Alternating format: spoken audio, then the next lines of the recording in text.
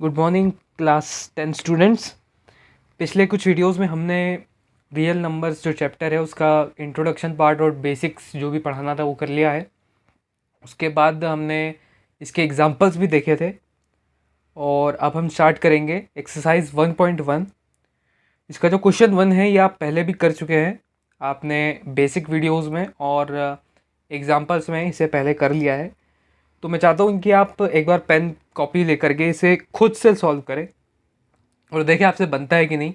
अगर नहीं होता है तो मैं यहाँ पे करा ही रहा हूँ, आप मेरा वीडियो देख ही सकते हैं।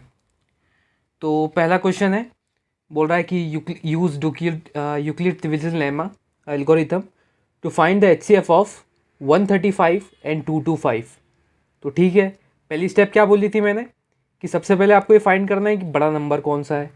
सबसे पहले तो यार हम ये लिख लेंगे कि हमारे यूक्लिड डिवीजन लेमा होता क्या है, क्या होता है यार, A is equal to B Q plus R, right, P Q plus are.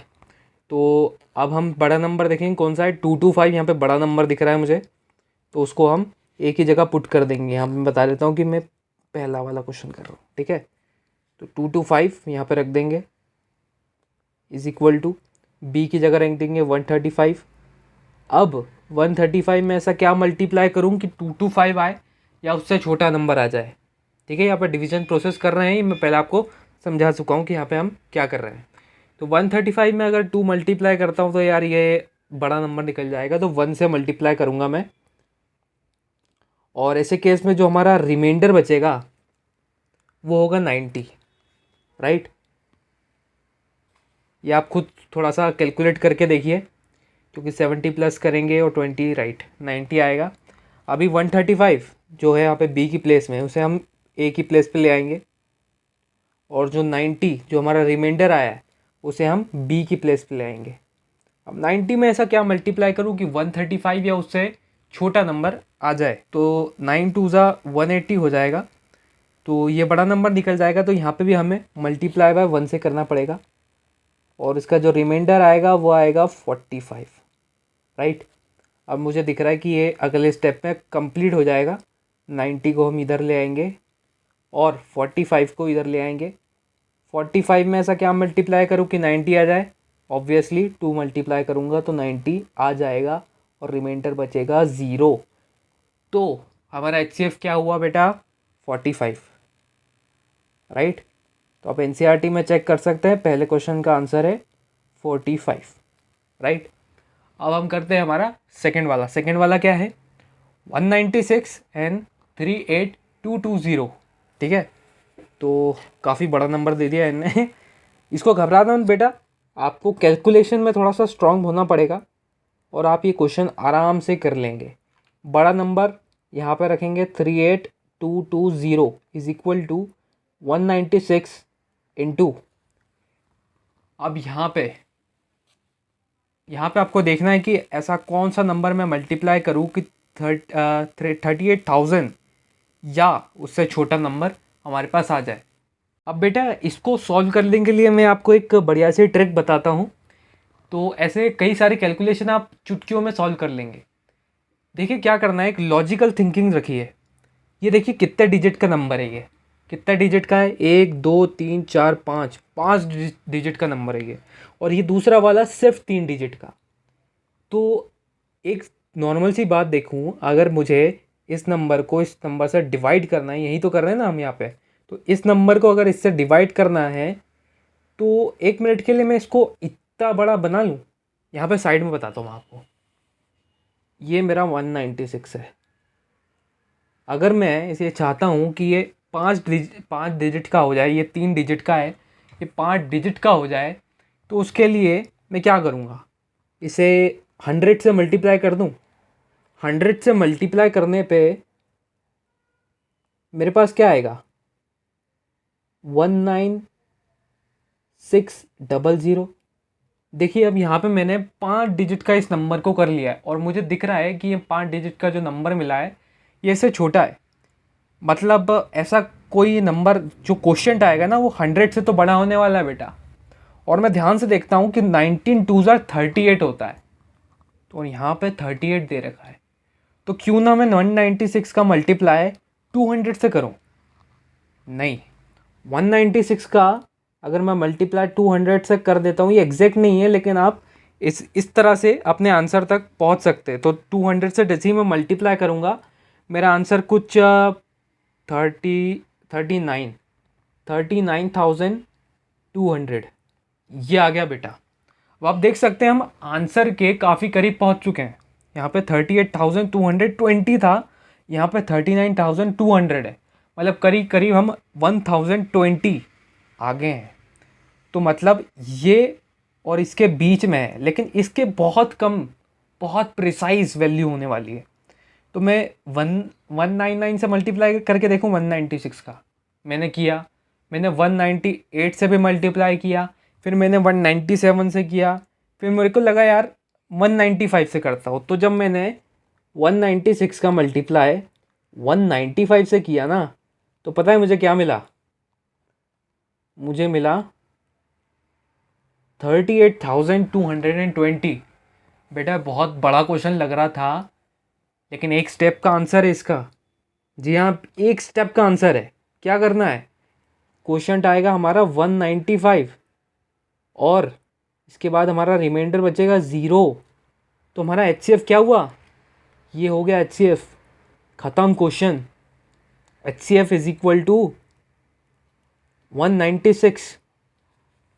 बहुत बड़ा लग रहा था हमको, लेकिन ये एक लाइन का आंसर था बेटा, एक लाइन में इसका आंसर आ गया। बस आपको थोड़ा कैलकुलेशन में थोड़ा तगड़ा होना पड़ेगा।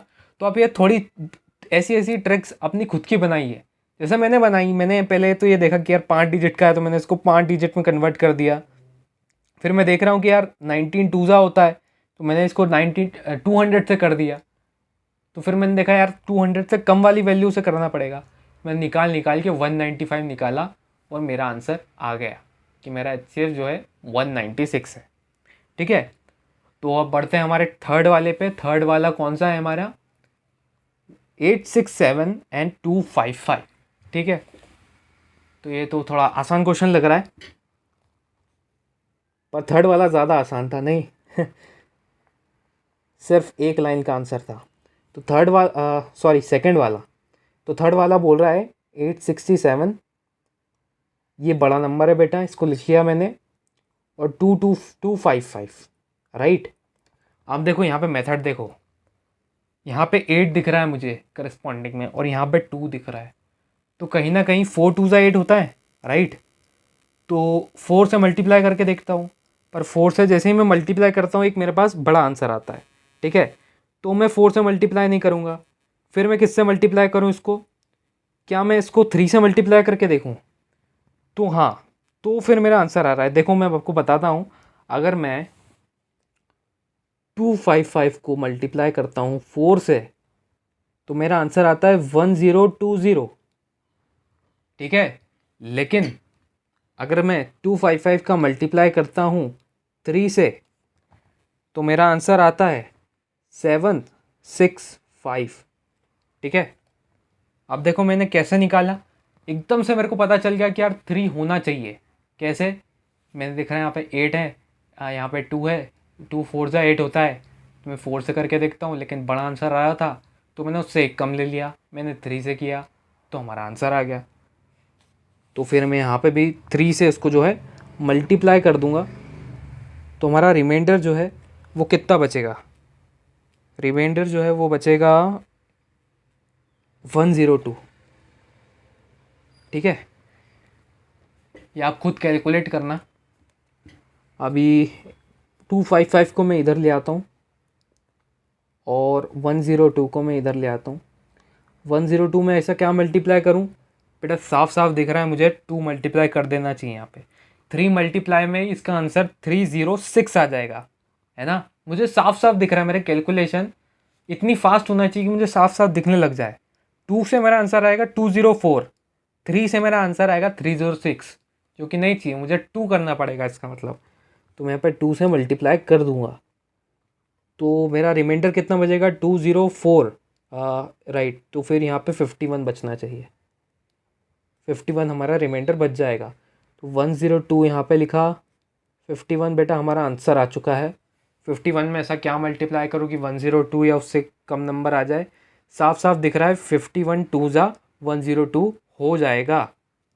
तो यहाँ पे मैं 2 से मल्टीप्लाई करूँगा, हमारा रिमाइंडर 0 बचेगा और हमारा HCF 51 हो जाएगा। HCF is equal to 51।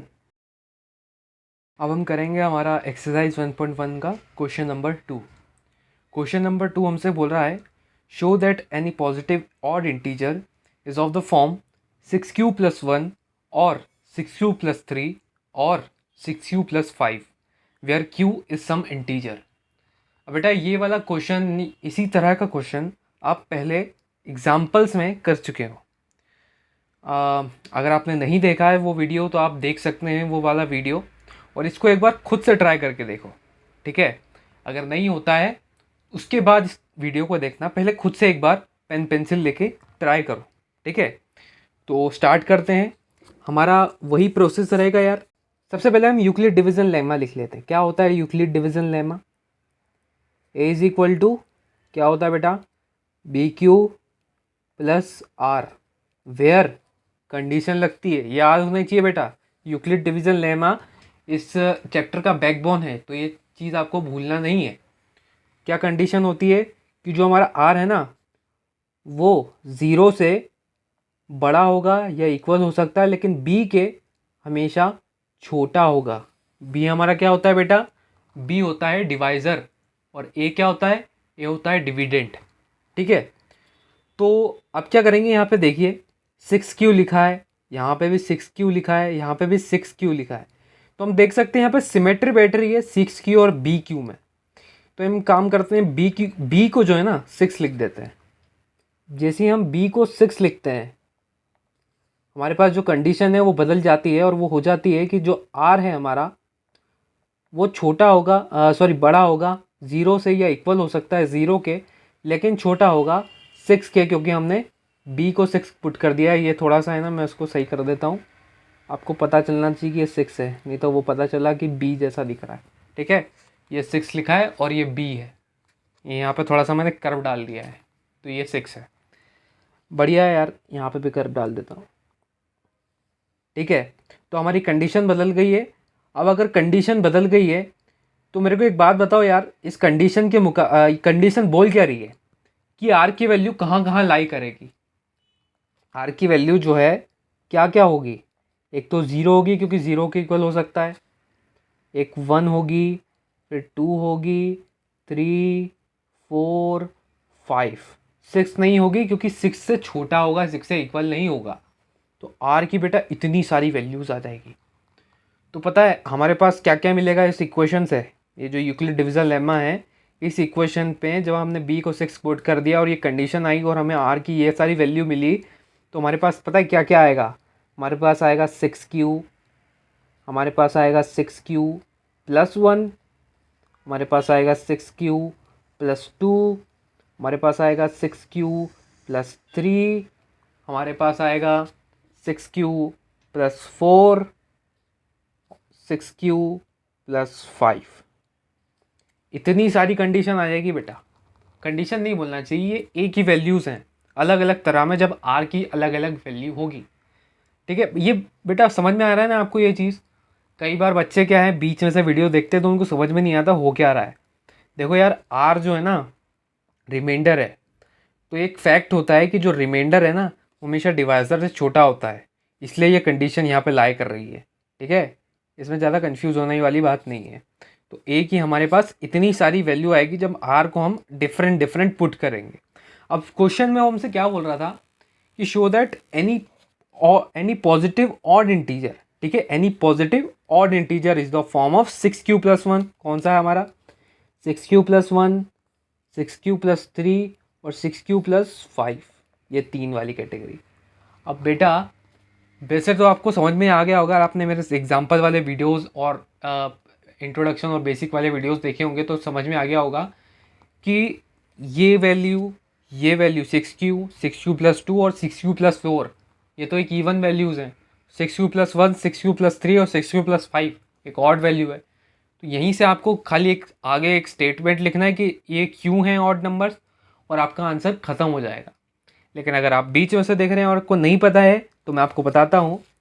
देखो बेटा, एक फैक्ट होता है कि जो हमारा इवन नंबर है ना, कोई भी इवन नंबर ले लो, उसको मल्टीप्लाई कर दो किसी इवन नंबर से। क्या क्या बोल रहा हूँ मैं? किसी इवन नंबर को दूसरे इवन नंबर से मल्टीप्लाई कर दो तो हमारा आंसर पता है कैसा आएगा? इवन आएगा। ये एक फैक्ट है, ठीक है। अगर हम एक इवन नंबर ले लें और उसको मल्टीप्लाई कर दें एक ऑड नंबर से तो भी हमारा आंसर इवन ही आएगा। ये भी एक फैक्ट है। और तीसरा फैक्ट ये है कि अगर किसी ऑड नंबर को हम ऑड नंबर से मल्टीप्लाई करते हैं तो हमारा आंसर ऑड आता है इस समय। तो ये 3 फैक्ट हैं, इन्हें आपको याद रखना है। और इस इक्वेशन को ध्यान से देखो, जैसे यहाँ पे 6q लिखा है, ठीक है। तो q क्या है? q सम इंटीजर यहाँ पे मेंशन है, where q is some integer, right. कि इंटीजर कौन से होते हैं? 1 2 3 4 5 6 और पॉजिटिव इंटीजर हमें पता है, ठीक है। तो कोई भी एक इंटीजर होगा q, राइट, मतलब कोई एक नंबर है q। और 6 क्या है? 6 एक इवन नंबर है। और अगर ये एक ऑड नंबर भी होगा q, अगर एक इवन नंबर भी होगा, तो ये कंडीशन क्या बोल रही है? इवन से इवन इवन नंबर आता है, इवन से ऑड इवन नंबर आता है। यानी 6q हाँ, ये 100% है कि 6q एक इवन नंबर होगा, राइट। अब यहाँ पे देखो 6q + 2, या पहले ये वाला देख लेते हैं 6q + 1। 6q हमने प्रूव कर दिया है कि इवन नंबर है। +1 करते हैं किसी भी इवन नंबर में बेटा, जब हम +1 करते हैं या प्लस किसी ऑड नंबर का करते हैं तो हमारा आंसर हमेशा ऑड आता है। ये कॉमन सेंस की बात है, ये लॉजिक की बात है, राइट। तो ये हमारा ऑड नंबर बन गया। अब यहाँ पे हमने बताया 6q एक इवन नंबर है, प्लस हम एक इवन नंबर से कर रहे हैं तो हमारा आंसर इवन आएगा, ठीक है। ये भी एक फैक्ट है, लॉजिक की बात है। 6q + 3 कर रहे हैं, ऑड नंबर से प्लस कर रहे हैं इवन नंबर का, तो यहाँ पे यह ऑड बन जाएगा। यहाँ पे ये इवन नंबर का प्लस कर रहे हैं तो इवन बन जाएगा, यहाँ ऑड नंबर का कर रहे हैं तो ये ऑड बन जाएगा। अब इसे आप अपनी भाषा में, अपनी ओन लैंग्वेज में, इंग्लिश में ही इसे समझा सकते हैं, या चाहे तो आप एनसीईआरटी के एग्जाम्पल्स में जो स्टेटमेंट लिखा है उसे भी लिख सकते हैं। ये पूरी तरह आपके ऊपर है। मैंने आपको कंसेप्ट बता दिया, जो न्यूमेरिकल कंसेप्ट था वो पूरा बता दिया, और इससे हमारा प्रूफ हो गया कि जो हमारा 6q + 1 है, 6q + 3 है और 6q + 5 है, ये सारे पॉजिटिव ऑड इंटीजर हैं। पॉजिटिव ऑड इंटीजर, ये साइन बेटा ये पॉजिटिव का साइन है, यहाँ पे प्लस बनाया और ये VE लिख दिया, ठीक है। ये पॉजिटिव होता है, पॉजिटिव ऑड इंटीजर होते हैं ये। तो हमारा क्वेश्चन 2 यहाँ पे ख़त्म हो जाता है। अब हम चलते हैं हमारे क्वेश्चन नंबर 3 पे। क्वेश्चन नंबर 3 हमसे बोल रहा है, ये वर्ड प्रॉब्लम जैसे दिख रहे हैं हमको कुछ। एन आर्मी कॉन्टिजेंट, ओके मेरी इंग्लिश थोड़ी सी कमज़ोर है लेकिन मैं आपको इसका मतलब बताऊंगा। ये जो वर्ड लिखा है ना, इसका मतलब होता है बेटा आर्मी कंटिजेंट, मतलब जो आर्मी के ग्रुप होते हैं ना उनको ये वर्ड बोला जाता है। मुझे मतलब इंटरनेट से पता चला, ठीक है। तो ठीक है यार, चलता है। तो आर्मी जो भी इसका प्रोनाउंसिएशन है, ऑफ 616 मेंबर्स इज़ टू मार्च। मार्च क्या होता है बेटा? आपने सुना होगा, अगर आपने हिस्ट्री बुक ढंग से पढ़ी होगी आपकी 9th 8th क्लास की, तो आपने सुना होगा सॉल्ट मार्च। जिससे गांधी निकले थे लोगों को लेकर सॉल्ट मार्च करने, ठीक है। एक मोर्चा लेके निकले थे वो। तो एक मार्च जो है ग्रुप ऑफ पीपल को ट्रैवल करना, मतलब पर्टिकुलर ट्रैवल नहीं, जो गांधी जी ने किया था ना उसे एक मार्च बोलते हैं। जैसे परेड होती है ना, परेड की तरह ही एक मोर्चा लेके निकल रहे हैं लोग, ठीक है, उसे मार्च बोलते हैं। मोर्चा मार्च ऐसे याद रख सकते हैं। 616 members is to march behind an army band. Army band बेटा, आर्मी बैंड वो होते हैं, जैसे आपने देखा होगा परेड जब निकलती है तो आर्मी वाले जो है बैंड लेते हैं ना, जो ट्रैम्पलिन बजाते हैं, या जो भी आपका बेस वाला इंस्ट्रूमेंट होता है वो बजाते हैं। आपने परेड देखी होगी, इंस्ट्रूमेंट का यूज़ करते हैं, बस वही आर्मी बैंड होता है। Behind an army band of 32 members in a parade. Parade चल रही है यहाँ पे, इन ढंग से पढ़ते हैं। देखो 616 मेंबर्स हैं, ठीक है, पूरे कॉन्टिजेंट में 616 मेंबर है। Is to march behind army band. Army band में 32 मेंबर है। इन अ परेड, एक पर्टिकुलर परेड में 32 मेंबर आर्मी बैंड के हैं और उनके पीछे चल रहे हैं 616 मेंबर जो है ग्रुप में, जो भी कॉन्टीजेंट है आर्मी के। The two groups are to march in the same numbers of columns, what is the maximum number of column in which they can march. अब देखो बेटा ये बोल क्या रहा है, मैं आपको ढंग से प्यार से समझाता हूँ। मान लो ये आर्मी बैंड है, मैं आर्मी बैंड का साइन इससे बना देता हूँ, ठीक है। ये आर्मी बैंड है, मान लो ये 4 आर्मी बैंड है, यहाँ पे 32 दे रखा है, हमने 4 लोग बना दिए, ठीक है। और इसके पीछे 1600 मेंबर चल रहे हैं, ठीक है, 1600 मेंबर। अब वो क्या चाह रहा है, जैसे 4 मेंबर हैं यहाँ पे, अब वो ये चाह रहा है कि अगर मान लो 1600 मेंबर ना हो करके हमारे पास 100 मेंबर हो जाते हैं, ठीक है। एक क्षण के लिए मान लो कि हमारे पास यहाँ पे 100 मेंबर्स हो जाते हैं कॉन्टीजेंट के, और परेड के मेंबर हो जाते हैं 4। तो वो ये बोल रहा है कि उनको इस क्रम में जमाओ कि हर एक के पीछे इक्वली डिवाइडेड हो और हर एक के पीछे आ जाए। मान लो मैं क्या बोल रहा हूँ, इसके पीछे जो कॉन्टीजेंट आर्मी होगी ना उसमें 25 मेंबर आ जाएं, इसमें 25 आ जाएं, इसके पीछे 25 आ जाएं, और इस आदमी के पीछे 25 आ जाएं, ठीक है। आर्मी बैंड का ये एक व्यक्ति है, इस व्यक्ति के पीछे 25 लोग चल रहे हों कॉन्टीजेंट के, जो कि हमने अभी 100 माने हैं। उसी तरह दूसरे कॉन्टीजेंट के पीछे 25 मेंबर, उसी तरह तीसरे वाले के पीछे 25, चौथे वाले के 25, एक सिमेट्री बैटरी हो, इक्वली डिवाइड हो जाए, ठीक है। और यहाँ पे उन्होंने क्या बोल दिया कि 32 मेंबर होना चाहिए और उसके पीछे 1600 कॉन्टीजेंट मेंबर चल रहे होंगे और इक्वली उनको इस क्रम में डिवाइड करना है। आई होप आपको समझ में आ गया होगा कि क्वेश्चन हमसे एग्जैक्टली क्या चाह रहा है, ठीक है। मैं फिर से समझाता हूँ। मान लो एक क्षण के लिए मान लो कि जो आर्मी बैंड के नंबर है ना 32 नहीं है, 4 होते, और जो कॉन्टीजेंट के मेंबर्स हैं वो 616 नहीं 100 होते। एक क्षण के लिए मान लो।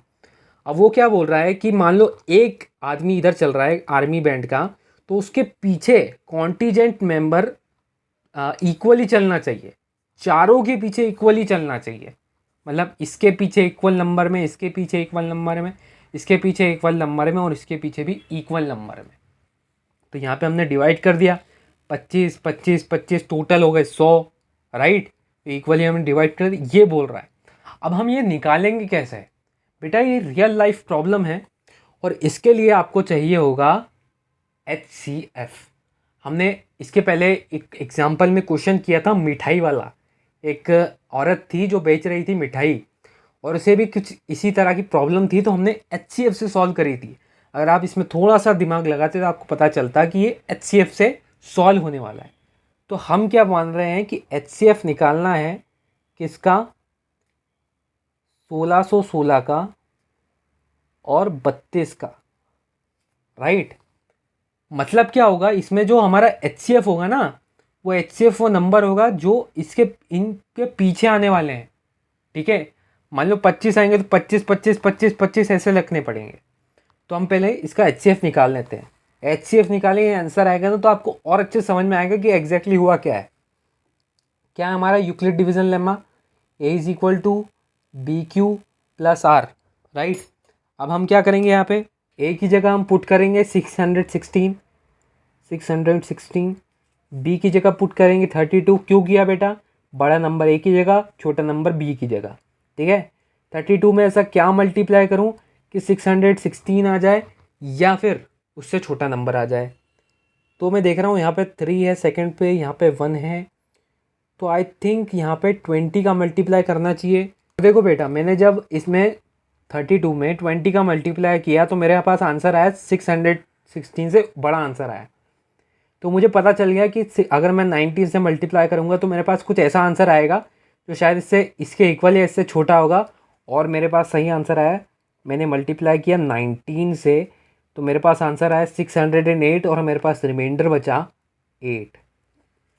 32 को यहाँ पे ले आओ। अब ये तो एक जो बेसिक कैलकुलेशन मैंने यहाँ पे करी है, मेरे को एकदम से कैसे पता लग गया कि 32 में 19 मल्टीप्लाई करेंगे तो ये हो जाएगा इससे या इससे छोटा नंबर आ जाएगा। वो ऐसा पता लगा कि देखो यार, यहाँ पे सेकंड डिजिट देखो 3 है, इसका सेकंड और उसके बाद वाला डिजिट देखो 61 दिख रहा है। 3 में ऐसा क्या मल्टीप्लाई करूँ कि मुझे 61 मिल जाए।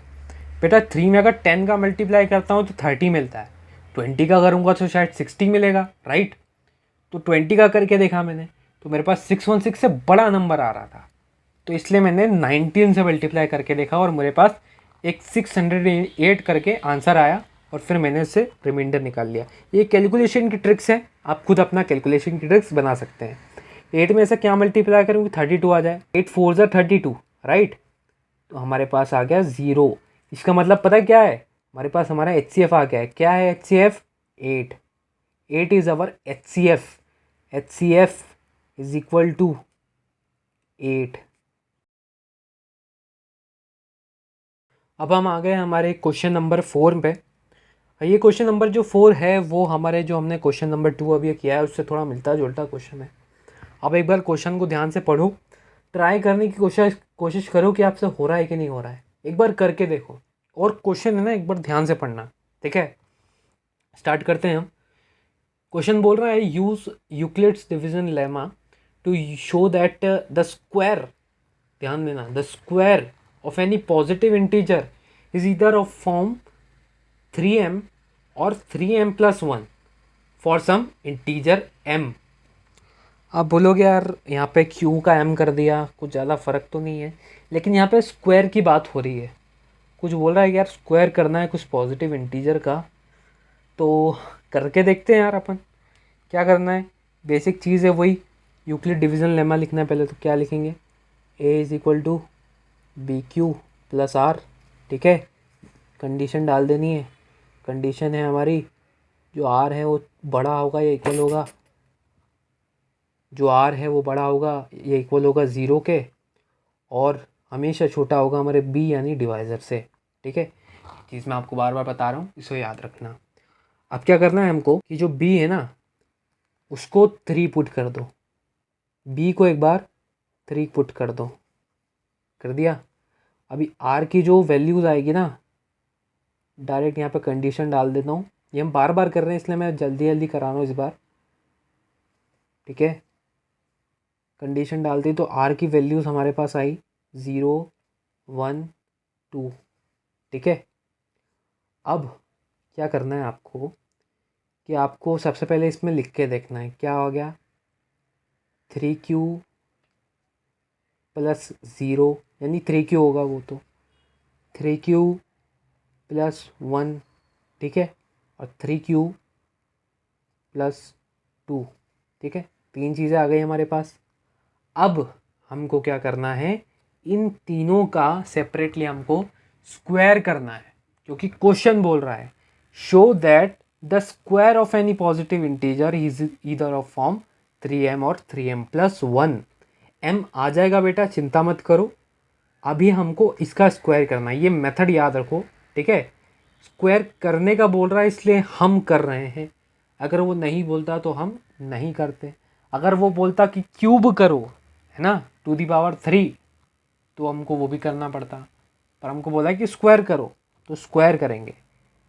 3q का होल स्क्वायर, ठीक है, 3q प्लस 1 का होल स्क्वायर, और 3q प्लस 2 का होल स्क्वायर। बेटा होल स्क्वायर की प्रॉपर्टी याद है कि नहीं, 9th क्लास की चीज़ें याद रखनी पड़ेगी आपको, आगे काम आएगी, बड़ी क्लास में भी बहुत ज़्यादा काम आती है ये चीज़ें।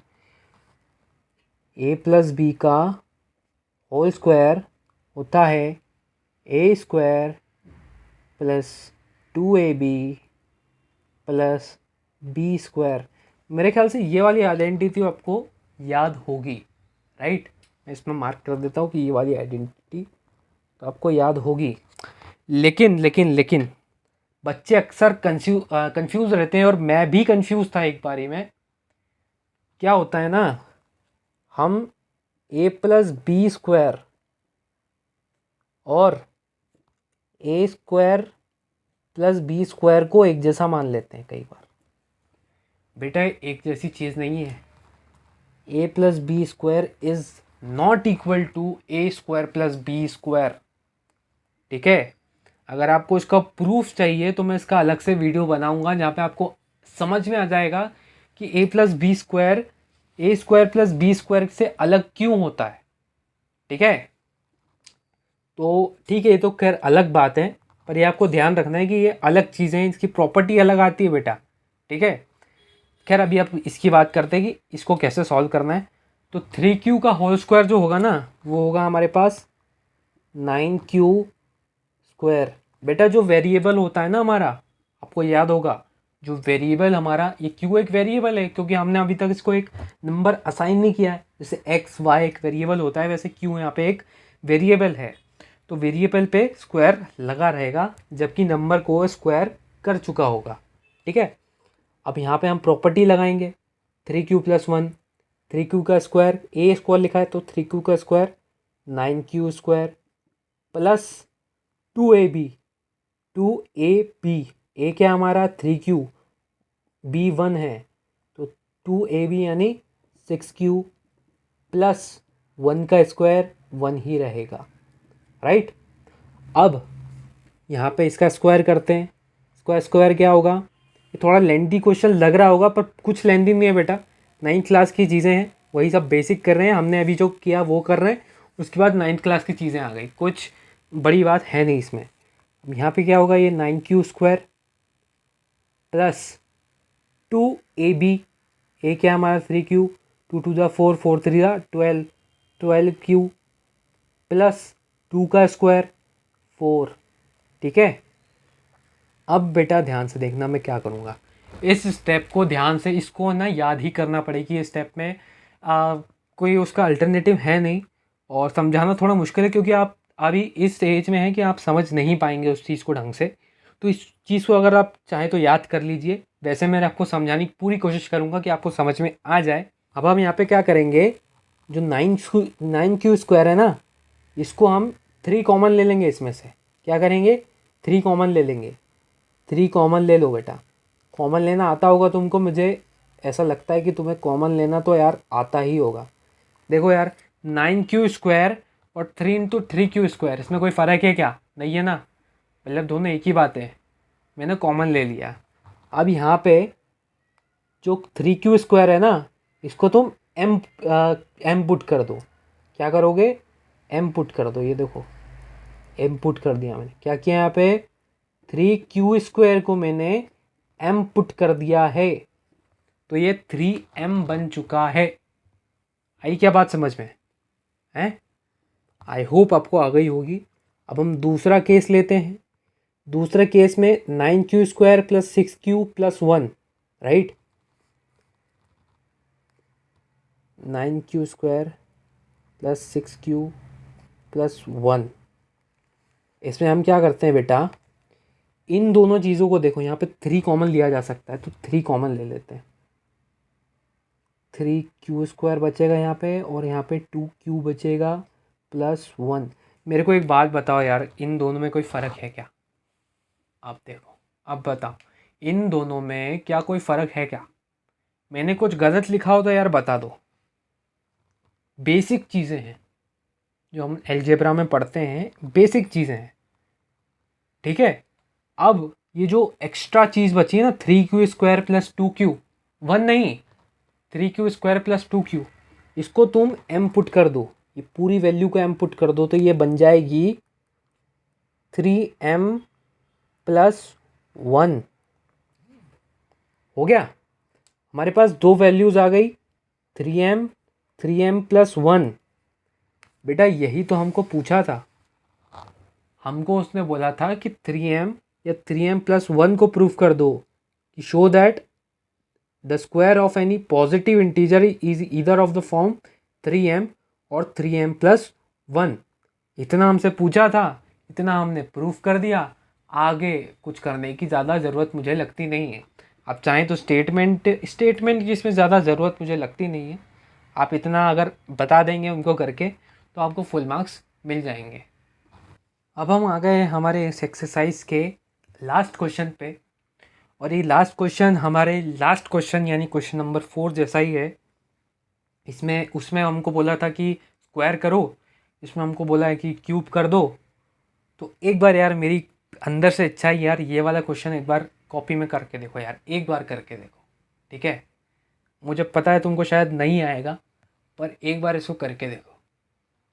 ठीक है, एक बार करके देखना है यार। और मैं बता रहा हूँ तुमको कुछ ज़्यादा नहीं करना है, बस ये करना है कि पुरानी वाली जो मेथड है ना, इसको वापस से लगा दो। एग्जैक्ट पुरानी वाली जो मेथड है उसको वापस लगा, तो तुम्हारा आंसर आ जाएगा। चलो फिर अब मैं स्टार्ट करता हूँ। क्या करना है यहाँ पे, सबसे पहले वही हमारा माता पच्ची, A is equal to B Q plus R. Condition लगा दो कि 0 से बड़ा होना चाहिए लेकिन डिवाइज़र से छोटा होना चाहिए हमारा रिमाइंडर। अभी बी को क्या पुट करोगे, क्या पुट करोगे, 9n दिख रहा है, 9 पुट कर दें? नहीं, मैंने बोला था पुराने वाले की एग्जैक्ट कॉपी करना है, मतलब एग्जैक्ट नहीं, लेकिन यहाँ पे बी को हम 3 रखेंगे। सर बी को 3 क्यों रखा है, यहाँ पे तो 9 दे रखा है। अभी पता चलेगा कि क्यों रखा है, ठीक है। मैं आपको आंसर आएगा ना, आपका दिमाग फट जाएगा जब मैं आपको बताऊंगा कि कितना बड़ा हो सकता, तो हमने इसको कितना छोटा कर दिया है, ठीक है। एनसीईआरटी ऐसे ही नहीं है बेटा हलवा, बहुत बढ़िया किताब है, आप इसको ढंग से पढ़िएगा ना, मज़ा आ जाएगा आपको। बी इज इक्वल टू 3 रख दिया तो कंडीशन हमारी हो गई कुछ इस तरह की। तो हमारी आर की वैल्यूज़ हैं वो आगे 0, 1 एंड 2, राइट। तो हमारा केस क्या बन गया, 3Q प्लस 1, 3Q प्लस 2, ठीक है।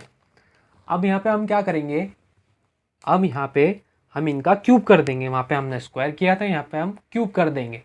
एग्जैक्ट कॉपी है यार उस क्वेश्चन की, कुछ ज़्यादा भेदभाव है नहीं इसमें, मतलब अदल बदल नहीं है। 3Q प्लस 1 का क्यूब। अब यहाँ पे बच्चे डर जाते हैं कि सर क्यूब तो हमने याद नहीं किया था पढ़ाया तो था सर ने, पर हमने तो यार याद नहीं किया। तो आपको फॉर्मूला बता देता हूँ कि जो हमारा a प्लस बी का होल क्यूब का जो फॉर्मूला होता है वो होता है a cube plus B cube plus 3a square B plus 3ab square. ये हमारा बड़ा सा फॉर्मूला होता है। अगर आप इसको थोड़ा सा छोटा करना चाहते हैं तो इसको इस तरह लिख सकते हैं, a cube plus B cube plus 3 into A B into A plus B. क्या समझे? इसको अगर इस तरह से लिखेंगे तो इनमें बेटा इन दोनों में कोई फ़र्क नहीं है, ये एक ही बात है। जब हम इनका मल्टीप्लाई करेंगे तो हमको ये मिलेगा, ठीक है। इनमें कोई बड़ी बात हमारे पास नहीं है। तो आप इसको ऐसे भी याद कर सकते हैं, ऐसे भी याद कर सकते हैं, याद रखना है आपको। आइडेंटिटी पे मैं मार्क कर देता हूँ, ठीक है, बहुत बढ़िया। अब क्या करना है, हमको क्यूब करना है। तो 3Q का क्यूब, 3 का क्यूब क्या होता है बेटा, 27 क्यूब, राइट। इसका करेंगे हम, इसको चलो पहले हम है ना इसको सॉल्व कर लेते हैं, फिर इसको सॉल्व करेंगे। यहाँ पे अगर बहुत सारा लिखूँगा तो अजीब ऐसे भसड़ मच जाएगी, तो हम यहाँ पे डायरेक्ट लिख देते हैं। अभी पहले इसको सॉल्व करते हैं। यहाँ पे पहला नंबर डाल देता हूँ, 27 क्यूब लिख दिया, राइट, हमने सॉल्व किया था। तो अब क्या करना है बेटा, इसमें से क्या कॉमन लोगे, 3 कॉमन लोगे, नहीं 9 कॉमन लो, 9 कॉमन ले लो। इसमें से क्या बचेगा हमारे पास बचेगा 3Q। सेम प्रोसेस है बेटा, जो ब्रैकेट में आपको अजीब सा दिख रहा है उसको m पुट कर दो, ख़त्म बात। एक आ गया हमारा, हमने 3Q को m पुट कर दिया यहाँ पे। सेकंड वाला देखते हैं, सेकंड वालों को सॉल्व करो बेटा, पहले खुद से सॉल्व करो फिर मेरा देखना, पहले सॉल्व करके देखो यार। मैं तो यहाँ पे सॉल्व कर ही रहा हूँ। 3Q 27 क्यूब हो जाएगा, 27 क्यूब, राइट, क्यूब राइमिंग है। 1 का cube 1 plus 3a square B, 3 into A square, A का स्क्वायर कितना होगा 9Q स्क्वायर इंटू 3, 9 3 जा 27 Q स्क्वायर, ठीक है। और 3ab स्क्वायर, बी स्क्वायर यानी 1 का स्क्वायर कुछ भी नहीं, 3 3 जा 9Q ठीक है, तो ये वैल्यूज़ आ गई हमारे पास। अब इसको ज़रा सेपरेट कर लो, अच्छा लगना चाहिए, थोड़ा सुंदर लगना चाहिए। 27 Q plus 27 Q plus 9 Q plus 1, ऐसा हमने घटते क्रम में इसको सेट कर लिया है। अब हम किसको क्या करेंगे, इन तीनों में से क्या कॉमन ले लेंगे, क्या लग रहा है, क्या लग रहा है, क्या लग रहा है, 9 कॉमन ले लो बेटा, है ना। 3 क्यूब बचेगा यहाँ पे 3 क्यू² बचेगा, और यहाँ पे सिर्फ क्यू बचेगा प्लस 1। अभी जो खतरनाक ब्रैकेट वाली खतरनाक चीज़ें दिख रही हैं, इनको आप m पुट कर दो, तो हमारे पास जो वैल्यू आएगी वो आएगी 9m प्लस 1। मज़ा आ गया बेटा। अभी लास्ट चीज़ क्या होगी, वो जो ये था हमारे पास 3 क्यू प्लस 2 का होल क्यूब, यहाँ पे थोड़ा ज़्यादा कैलकुलेशन लगेगा क्योंकि यहाँ पे 2 आ गया है। तो हम क्या करेंगे, a क्यूब कितना हो जाएगा 27 क्यू प्लस क्या है हमारे पास उसके बाद b का क्यूब कितना होता है बेटा, 2 का क्यूब 8 होता है, बहुत बढ़िया। अब 3a² 3 क्यू का स्क्वायर कितना होगा 9 क्यू² इंटू 3 27 क्यू² इंटू 2 27 इंटू 2 यानी 54 क्यू²। इतनी होनी चाहिए बेटा कैलकुलेशन आपकी, मैं हाथ पे कर रहा हूँ, ठीक है, इतनी होनी चाहिए आपकी कैलकुलेशन। अब 3ab², 3 इंटू ए क्या है हमारा, ए हमारा है 3 क्यू, ठीक है, तो 3 इंटू 3 9 क्यू इंटू बी का स्क्वायर यानी 4, 9 इंटू 4 36 क्यू। ये हमारी वैल्यूज़ आ गई, इनको ढंग से रख देते एक बार, plus 54 Q plus 36 Q plus 8, 9 common ले लो यहाँ पे, 3 क्यू³ प्लस 9 में कितना करोगे 54, 6 प्लस 4 क्यू प्लस 8, जो खतरनाक दिख रहा है उसको m पुट कर दो, ठीक है, तो 9m प्लस 8, ये 3 आंसर बेटा हमारे आ चुके हैं। और आप देखोगे क्वेश्चन में हमसे यही पूछा था कि बेटा करो, प्रूफ करो 9m plus 1 and 9m plus 8 और है वैसे, ठीक है, तो हमने ये प्रूफ कर दिया। अब मैं आपको बताता हूँ कि हमने 3 क्यों नहीं लिया इसकी प्लेस पे 3 क्यों लिया इसकी प्लेस पे 9 क्यों नहीं लिया।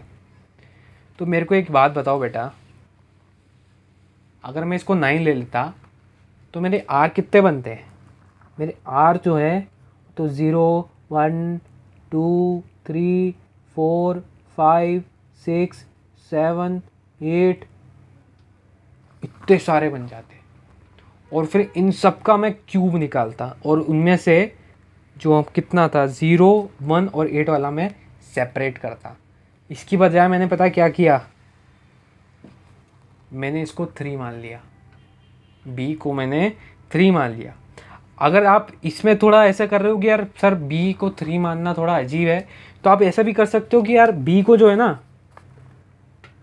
b को आप एक काम करो 9 ही मानो, 1 मिनट के लिए मान लो कि b को आपने 9 माना था, ठीक है।